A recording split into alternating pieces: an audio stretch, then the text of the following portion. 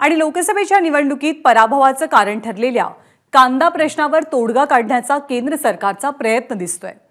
कांद्यासंदर्भात नाफेड आणि एनसीसीएफचे अधिकार गोठवलेले आहेत। कांद्याचे दर आता थेट वाणिज्य मंत्रालय निश्चित करेल। बाजार समितीपेक्षा कमी दर नाफेड आणि एनसीसीएफ देत असल्यानं शेतकऱ्यांनी मोठी नाराजी व्यक्त केली होती आणि याच कांदा प्रश्नामुळे लोकसभा निवडणुकीत महायुतीला महाराष्ट्रात फटकाही बसला होता। केंद्र सरकारकडून नाफेड आणि एनसीसीएफ यांच्या माध्यमातून कांदा खरेदी केली जाते।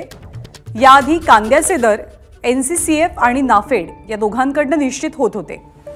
जोपर्यंत नाफेड बाजार समितीमध्ये कांदा खरेदी करणार नाही, व्यापारी आणि नाफेडमध्ये स्पर्धा होणार नाही, तोवर शेतकऱ्यांना भाव मिळणार नाही अशी प्रतिक्रिया शेतकरी वर्गातून उमटू लागली आहे। तर कांदा प्रश्नी तोडगा काढण्याचा आता केंद्र सरकारचा प्रयत्न दिसतोय। कांदा संदर्भात नाफेड आणि एनसीसीएफचे अधिकार गोठवण्याचा निर्णय झालाय, त्यामुळे कांद्याचे दर आता निश्चित होतील वाणिज्य मंत्रालयाकडून। मुकुल कुलकर्णी आपल्याला अधिक माहिती देतात। मुकुल, काय नेमका निर्णय आहे? ज्ञानदा, याआधी मागील 2 ते 3 दिवसाचा बाजार समित्यांमधला जो कांद्याचा दर आहे त्याचा आढावा घेतला जात होता आणि त्यानुसार नाफेड आपले दर ठरवत होते। मात्र गेल्या काही दिवसापासून 8 दिवसापासूनचं अंतर घेतलं जाते।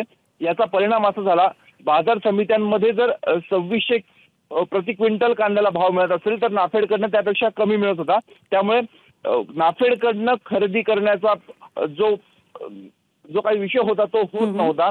नाफेडचा कांदा खरेदी ही फक्त नावाला होत होती आणि याचा संपूर्ण फटका हा लोकसभा निवडणुकीमध्ये सत्ताधारी पक्षाला बसला होता। यावर काय तोडगा काढता येईल याचा विचार झाला आणि त्यानंतर सध्या तरी असा निर्णय घेण्यात आलेला आहे की नाफेडकडनं जे कांद्याचे दर ठरवले जात होते तर ते तुर्तास ठरवले जाणार नाही।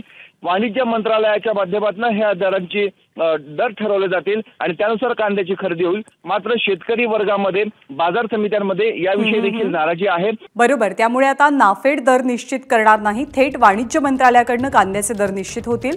धन्यवाद मुकुल या माहितीबद्दल।